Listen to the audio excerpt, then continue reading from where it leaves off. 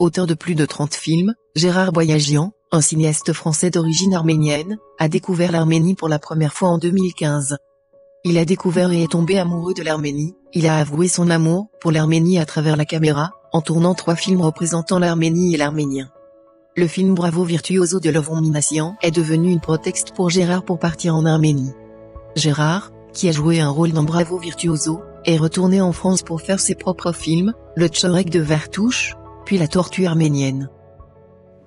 À chaque fois que tu viens ou que j'y vais, c'est la même chanson. Peu importe où on se retrouve. À chaque fois, je glisse un tchorek en cachette pour toi dans ma valise.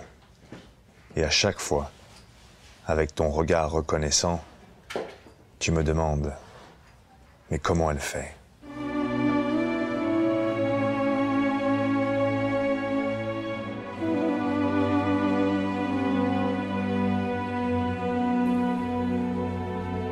Toute mon enfance a été bercée par ce parfum délicieux du tchorek juste sorti du four. Il suffisait juste que la porte de la cuisine s'entr'ouvre pour que nos papilles gustatives succombent. C'était tellement doux. Rien qu'avec l'odeur, nous grossissions.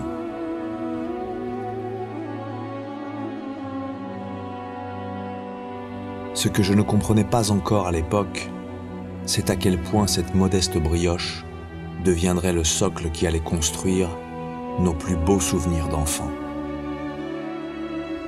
Il a accompagné nos premiers 4 heures à l'école, nos pique-niques les plus ensoleillés, nos repas du dimanche inoubliables. Même si je l'ai compris bien tardivement, elle nous a légué le plus bel enseignement qui soit. Vertouche nous a démontré qu'on peut formuler son souhait le plus intime dans le plus doux des silences, caché dans la plus douce des brioches.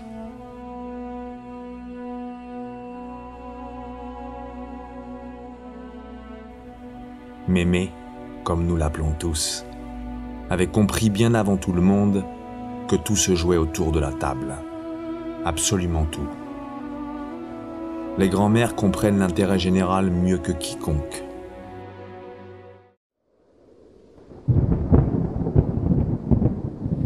I should like to see any power of the world destroy this race, this small tribe of unimportant people whose history is ended, whose wars have all been fought and lost, whose structures have crumbled, whose literature is unread, whose music is unheard, whose prayers are no longer uttered. Go ahead, destroy this race. Let us say that it is again 1915, there is war in the world. Destroy Armenia. See if you can do it. Send them from their homes into the desert.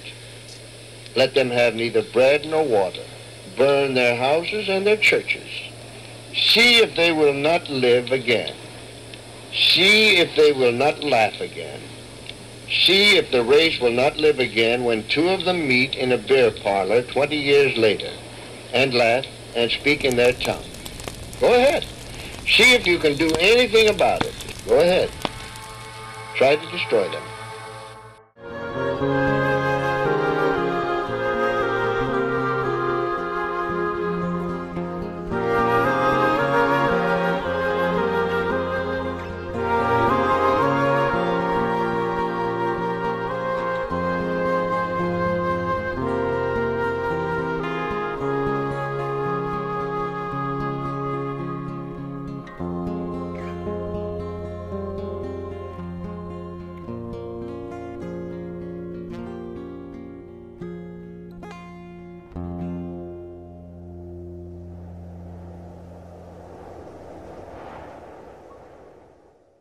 Au cours de la Seconde Guerre d'Artsakh, il part pour l'Arménie, où la guerre et l'environnement qui prévaut lui inspirent le tournage du film La Princesse du Caucase. En venant et en allant en Arménie, l'idée est aussi venue de faire le film La Princesse du Caucase. On était en pleine guerre et dans l'impossibilité de se retrouver en Artsakh, et voyant la situation à Yerevan, en Arménie, est née l'idée de tourner ce film, La Princesse du Caucase. Il y a une allégorie dans ce film-là, il y a la métaphore de la vie qui doit continuer malgré la guerre. Quand je suis arrivé à Yerevan, ce qui m'a frappé, c'est qu'il n'y avait pas d'hommes dans les rues. C'est que tout d'un coup, je voyais les femmes et les enfants préoccupés et qui, malgré tout, devaient continuer à exister, à vivre, à combler le temps des enfants, malgré la préoccupation incessante. On voyait dans les visages cette inquiétude-là. Et les mamans devaient s'occuper de leurs enfants, malgré l'absence ou des maris ou des hommes occupés au sujet de la guerre. Et on voit et on découvre que ces personnes-là amènent leurs enfants dans des distractions, dans des occupations qui permettent aux enfants un petit peu on va dire, de s'échapper de cette ambiance-là. Et moi, j'ai assisté à ça à travers la danse, qui est aussi une célébration de la vie.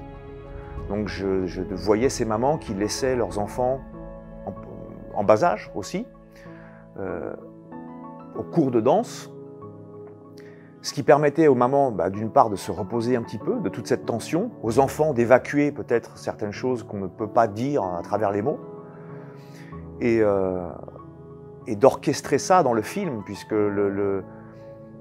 les hommes combattent et se battent et luttent jusqu'à laisser leur vie pour que leurs femmes et leur progéniture, leurs enfants, puissent continuer à danser, et en l'occurrence sur les montagnes d'Arménie.